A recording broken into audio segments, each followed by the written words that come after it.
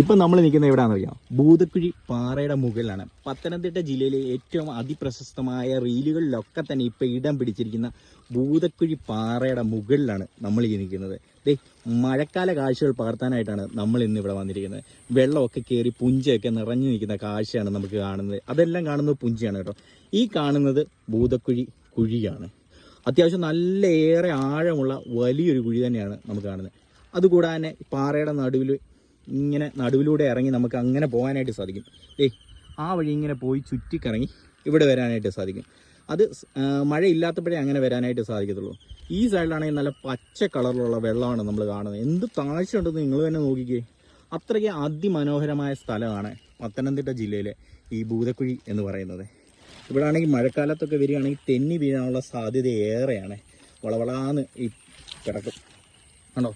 അത്രയ്ക്ക് അടിപൊളിയാണ്. ദേ നോക്കിയേ, വിഷ്വൽ ബ്യൂട്ടി അല്ലേ. ചെങ്ങന്നൂർ വരുന്നത് അവിടെയായിട്ടാണ് ചെങ്ങന്നൂർ ടൗണും മറ്റു കാര്യങ്ങളൊക്കെ വരുന്നത്. ഈ കാണുന്നത് എബനീസർ മർത്തോമ ചർച്ചാണ്. ഈ കാണുന്നത് അവിടെയായിട്ടാണ് കല്ലിശ്ശേരി ടൗണും വരുന്നത്. അപ്പോഴേ ഇങ്ങോട്ട് വരാനുള്ള ലൊക്കേഷൻ നമ്മളിവിടെ പിൻ ചെയ്ത് വെക്കാം. ഇവിടെ വന്നിട്ടുള്ളവരുണ്ടെങ്കിൽ നിങ്ങളുടെ എക്സ്പീരിയൻസ് ഷെയർ ചെയ്യുക. അപ്പോൾ മറ്റൊരു ലൊക്കേഷനിൽ നമുക്ക് വീണ്ടും കാണാം.